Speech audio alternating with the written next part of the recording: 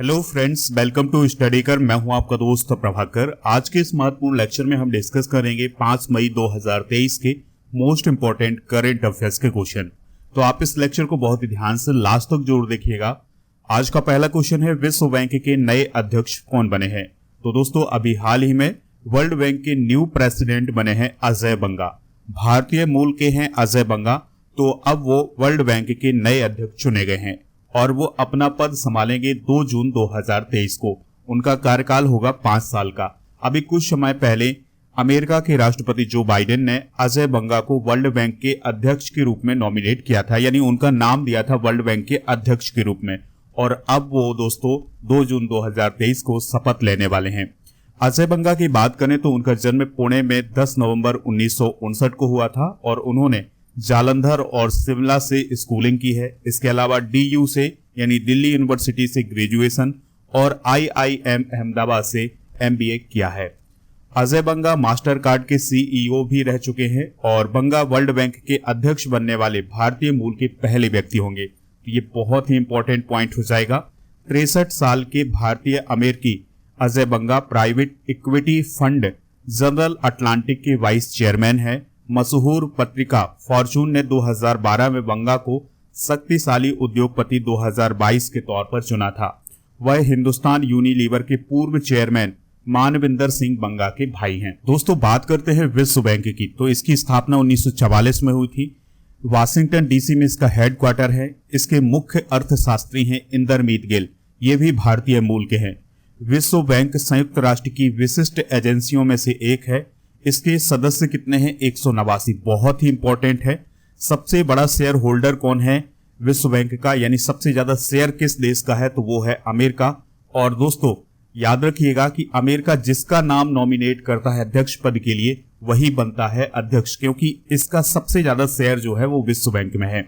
इसका लक्ष्य है, यानी विश्व बैंक का लक्ष्य है कमजोर देशों की इकोनॉमी को बूस्ट देने के लिए फाइनेंशियल असिस्टेंस देना। दोस्तों, आप इस लेक्चर को बहुत ही ध्यान से लास्ट तक जरूर देखिएगा। लास्ट में आपसे क्वेश्चन पूछा जाएगा जिसका आंसर आपको कमेंट बॉक्स में देना है। चैनल पर अगर आप पहली बार आए हैं तो सब्सक्राइब कर लें, बेल आइकन भी दबा लें, जिससे आपको समय पर सबसे पहले नोटिफिकेशन मिल सकेगा। अगर आपको लेक्चर पसंद आता है तो आप इसे लाइक जरूर करिएगा। नेक्स्ट क्वेश्चन है, कोयला खनिक दिवस कब मनाया जाता है? तो 4 मई को हर साल कोयला खनिक दिवस मनाया जाता है। दोस्तों, कोयला खनिक का मतलब होता है कोल माइन में काम करने वाला व्यक्ति। ठीक है, तो इनके अधिकारों के बारे में जागरूक करने के लिए और इनके अधिकारों के बारे में सशक्त बनाने के लिए यह दिवस मनाया जाता है। कोयले की पहली खदान 1575 में स्कॉटलैंड में खोली गई थी। 4 मई इसलिए महत्वपूर्ण दिवस है क्योंकि 1907 में भारत में रानीगंज पश्चिम बंगाल में पहली भूमिगत कोयला खदान का उद्घाटन किया गया था। अगर हम बात करें कोयले का सबसे अधिक भंडार किस राज्य में है भारत में, तो वो है झारखंड में, उसके बाद उड़ीसा में, फिर छत्तीसगढ़ में। कोयले की बात आई है तो कोयला कितना प्रकार का होता है? तो कोयला होता है 4 प्रकार का। कई बार एग्जाम में भी पूछा जाता है, एंथ्रेसाइट, बिटुमिनस, लिग्नाइट और पीट। तो जो एंथ्रेसाइट होता है ये सबसे वेस्ट क्वालिटी का कोयला होता है और इसमें 94 से 98% तक कार्बन होता है और सबसे उच्च गुणवत्ता वाला कोयला माना जाता है। फिर दूसरे नंबर पर होता है बिटुमिनस, इसमें 78 से 86% तक इसमें कार्बन पाया जाता है और इस कोयले से कोक का निर्माण भी किया जाता है। लिग्नाइट की बात करें तो लिग्नाइट जो होता है उसमें 28 से 30% कार्बन होता है और यह स्वास्थ्य के लिए सबसे अधिक हानिकारक सिद्ध होता है। और पीट जो होता है ये कोयला के निर्माण होने की जो पहली अवस्था होती है उसे पीट बोलते हैं। तो दोस्तों, जो लिग्नाइट या पीट होता है इसको जलाने पर बहुत अधिक धुआं होता है, बहुत अधिक प्रदूषण होता है, इसलिए ये हमारे स्वास्थ्य के लिए बहुत अधिक हानिकारक होते हैं। हाल ही में मनाए गए प्रमुख दिवस डिस्कस करते हैं। विश्व प्रेस स्वतंत्रता दिवस 3 मई को, विश्व टूना दिवस 2 मई को, विश्व अस्थमा दिवस 2 मई को और इसके अलावा मई दिवस या अंतर्राष्ट्रीय मजदूर दिवस 1 मई को मनाया गया है। महाराष्ट्र दिवस 1 मई को, गुजरात दिवस 1 मई को और कार्यस्थल पर सुरक्षा और स्वास्थ्य के लिए दिवस मनाया गया है 28 अप्रैल को। नेक्स्ट क्वेश्चन है, भारत की पहली अंडर सी टनल कहां खुलेगी? तो भारत की पहली अंडर सी टनल खुलने वाली है मुंबई में। दोस्तों, इसका मैप आप देखिएगा, ये है मुंबई के एक हिस्से का मैप। यहां पर आप मैप देखते जाइएगा, आपको पूरी बात समझ में आ जाएगी।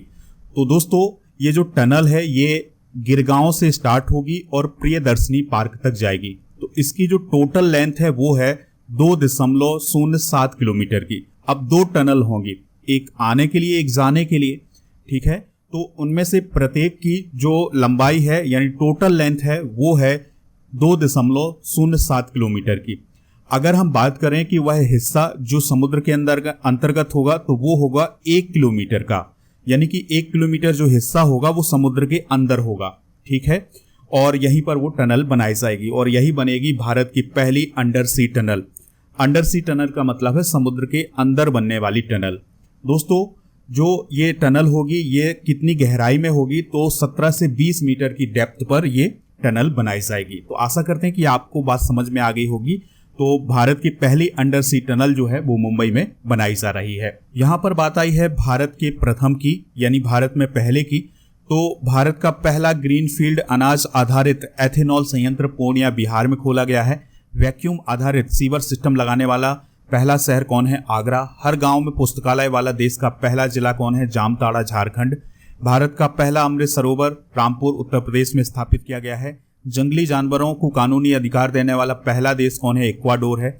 अपनी खुद की इंटरनेट सुविधा वाला पहला राज्य कौन है? केरल है। भारत की पहली आदिवासी महिला राष्ट्रपति कौन है? द्रौपदी मुर्मू। नेक्स्ट क्वेश्चन है, made in India 75 years of business and enterprises पुस्तक के लेखक कौन है? अमिताभ कांत हैं। दोस्तों अमिताभ कांत नीति आयोग के पूर्व सीईओ हैं और उनके द्वारा made in India 75 years of business and enterprises पुस्तक लिखी गई है। इसको रूपा पब्लिकेशंस इंडिया के द्वारा प्रकाशित किया गया है। अमिताभ कांत ने branding India in incredible story और इनक्रेडिबल इंडिया 2.0 जैसी पुस्तकें भी लिखी हुई हैं। 2023 की महत्वपूर्ण पुस्तकें भी डिस्कस करते हैं। तो वॉर एंड वीमेन पुस्तक लिखी है डॉक्टर M.A. हसन के द्वारा। Vasu Chatterjee and middle of the road cinema पुस्तक लिखी गई है अनिरुद्ध भट्टाचार्य जी के द्वारा। गांधी सियासत और संप्रदाय पुस्तक लिखी गई है पीयूष बाबेले के द्वारा। खुलंगे पुस्तक लेखनाथ छित्री के द्वारा। A matter of the heart education in India पुस्तक अनुराग बेहर के द्वारा। Bipin the man behind the uniform पुस्तक लिखी गई है रचना विष्ट रावत के द्वारा। As good as my word पुस्तक लिखी गई है KM चंद्रशेखर के द्वारा। नेक्स्ट क्वेश्चन है, वेनेसा हडसन किस एयरलाइन कंपनी की पहली महिला CEO बनी है? तो वह क्वांटास एयरवेज लिमिटेड की पहली महिला CEO बनी है। दोस्तों वेनेसा हडसन को क्वांटास एयरवेज लिमिटेड के नए CEO के रूप में नियुक्त किया गया है और वेनेसा हडसन इस एयरलाइन की हिस्ट्री में इस पद को धारण करने वाली पहली महिला बनी है। बात करें अगर हम क्वांटास एयरवेज लिमिटेड की, तो यह ऑस्ट्रेलिया की नेशनल एयरलाइन है और इसकी स्थापना 1920 में हुई थी। और क्वांटास की बात करें दोस्तों तो वह एक ऐसी एयरलाइन है जो सबसे सुरक्षित एयरलाइन में से एक मानी जाती है, यानी इसमें दुर्घटना होने की जो चांसेस है वो सबसे कम है। नेक्स्ट क्वेश्चन है, भारतीय मूल की किस अभिनेत्री को वाफ्टा फेलोशिप प्रदान की जाएगी? तो ये की जाएगी मीरा सयाल को।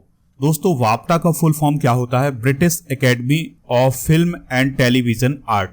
तो इसके द्वारा ब्रिटिश अभिनेत्री और लेखिका मीरा सयाल को फेलोशिप प्रदान की जाएगी। यह जो फेलोशिप है या यह जो पुरस्कार है ये वाफ्टा के द्वारा फिल्म या टेलीविजन में योगदान देने के लिए दिया जाने वाला सर्वोच्च पुरस्कार माना जाता है।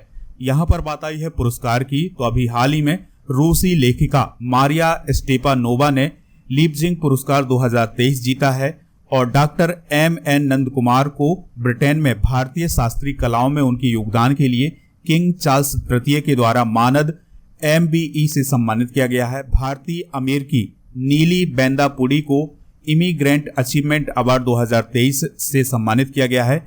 अमेजन की एलेसेंड्रा कोरेफ को गोल्डमैन पर्यावरण पुरस्कार से सम्मानित किया गया है। Breast surgeon doctor Raghu Ram को तेलुगु एसोसिएशन के द्वारा लंदन पुरस्कार से या लाइफ टाइम अचीवमेंट पुरस्कार से सम्मानित किया गया है। सोनम वांगचुक को प्रतिष्ठित संतोखबा मानवतावादी पुरस्कार अभी हाल ही में प्रदान किया गया है। पंडित रामकिशन को मैन ऑफ द सेंचुरी घोषित किया गया है। वह कौन है? तो वह एक समाजवादी नेता है, यानी सोशलिस्ट लीडर हैं। तो पूर्व लोकसभा सांसद पंडित रामकिशन को समाजवादी नेता के रूप में उनके प्रयासों को देखते हुए नई दिल्ली में शताब्दी पुरुष या मैन ऑफ सेंचुरी की उपाधि से सम्मानित किया गया है। उन्होंने दोस्तों समाजवादी आइकॉन डॉक्टर राम मनोहर लोहिया के अनुरोध पर 1958 से 1960 के दौरान राजस्थान के भरतपुर बांसवाड़ा क्षेत्र में किसानों और खेत मजदूरों को संगठित किया था। नेक्स्ट क्वेश्चन है, जेफरी हिंटन ने किस कंपनी से इस्तीफा दे दिया है? तो जेफरी हिंटन ने अभी हाल ही में गूगल से इस्तीफा दे दिया है। दोस्तों, आर्टिफिशियल इंटेलिजेंस के गॉडफादर के नाम से प्रसिद्ध हैं जेफरी हिंटन, तो उनके द्वारा अभी हाल ही में गूगल से इस्तीफा दे दिया गया है। आर्टिफिशियल इंटेलिजेंस में उनके काम के लिए उन्हें 2018 में ट्यूरिंग अवार्ड से भी सम्मानित किया जा चुका है। यहां पर बात आई है गूगल की, तो इसके संस्थापक हैं लैरी पेज और सर्गेई ब्रिन। इसका हेडक्वार्टर है कैलिफोर्निया, अमेरिका में। इसकी स्थापना 4 सितंबर 1998 को हुई थी और गूगल के सीईओ कौन है? सुंदर पिचाई हैं। राष्ट्रीय विनिर्माण नवाचार सर्वेक्षण में किस राज्य को अभिनव राज्य का स्थान दिया गया है? तो दोस्तों, इनोवेटिव स्टेट या अभिनव राज्य का जो स्थान दिया गया है वो दिया गया है कर्नाटका को। ठीक है, तो विनिर्माण फर्मों के बीच नवाचार पर एक सर्वेक्षण में ये पाया गया है कि कर्नाटक सबसे अभिनव राज्य है, यानी इनोवेटिव स्टेट है, यानी यहां पर नए नए इनोवेशन हो रहे हैं। इसके बाद तेलंगाना और फिर इसके बाद तमिलनाडु है।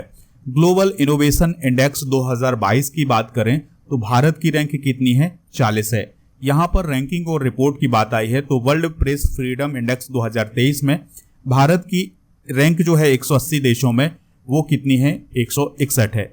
यूरोप का टॉप रिफाइनरी आपूर्तिकर्ता कौन बना है? भारत बना है। और सबसे अधिक आबादी वाला देश कौन बना है? भारत बना है। तो ये कुछ इंपॉर्टेंट पॉइंट हैं, इन्हें आप नोट कर लें। नेक्स्ट क्वेश्चन है, भारत किस देश के तटरक्षकों के लिए बंदरगाह बनाएगा? तो वो बनाएगा मालदीव के तटरक्षकों के लिए। अभी हाल ही में राजनाथ सिंह मालदीव की 3 दिन की यात्रा पर गए थे और वहां पर उनके द्वारा ये घोषणा की गई है कि भारत मालदीव के तटरक्षकों के लिए बंदरगाह बनाएगा। दोस्तों, अब हम डिस्कस करते हैं कुछ इंटरनेशनल करंट अफेयर्स को। तो अमेरिका का एक राज्य है जिसका नाम है पेंसिल्वेनिया, तो उसने अभी हाल ही में दिवाली की ऑफिशियल छुट्टी घोषित की है। आईआईटी मद्रास तंजानिया में अपना पहला अंतर्राष्ट्रीय परिसर स्थापित करने वाला है। मोहम्मद शहाबुद्दीन चुप्पू बांग्लादेश के 22वें राष्ट्रपति बने हैं। बेल्जियम की कंपनी जल्द ही अयोध्या में बायोडीजल बनाने की परियोजना को शुरू करेगी। Asian infrastructure investment bank Abu Dhabi में पहला विदेशी कार्यालय खोलने वाला है। क्यूबा की नेशनल असेंबली ने राष्ट्रपति मिगेल डियास कानेल को नए कार्यकाल के लिए मंजूरी दी है, यानी फिर से ये राष्ट्रपति बने हैं। और सीरिया दुनिया का सबसे बड़ा नार्को स्टेट बना है। तो ये कुछ इंटरनेशनल करंट अफेयर्स हैं, बहुत ही इंपॉर्टेंट हैं। कल के करंट अफेयर्स को रिवाइज करते हैं, फिर जनरल नॉलेज के पिटारे को डिस्कस करेंगे और लास्ट में पूछेंगे आपसे क्वेश्चन जिसका आंसर आपको कमेंट बॉक्स में देना है। कल का पहला क्वेश्चन था, विश्व प्रेस स्वतंत्रता सूचकांक 2023 में भारत की रैंक क्या है? 161। विश्व प्रेस स्वतंत्रता दिवस कब मनाया जाता है? 3 मई को। दक्षिणी वायु कमान के air officer commanding in chief कौन बने हैं? बालकृष्णन मणिकांतन।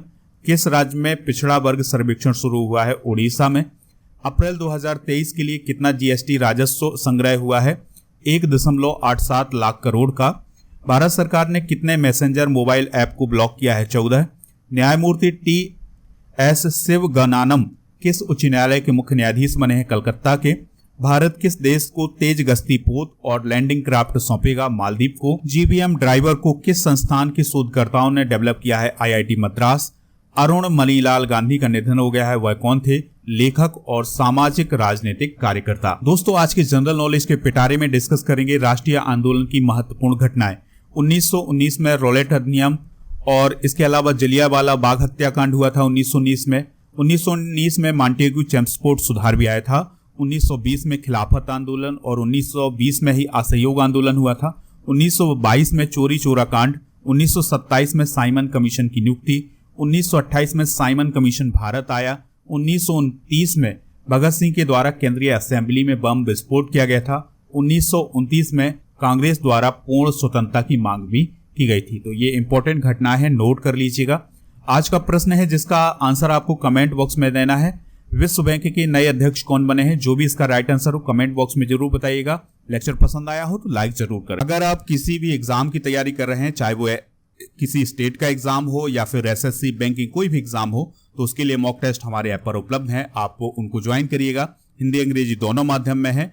और दोस्तों, अगर आपको डिस्काउंट चाहिए तो मेरा कूपन कोड यूज करिएगा PS100, आपको डिस्काउंट मिल जाएगा।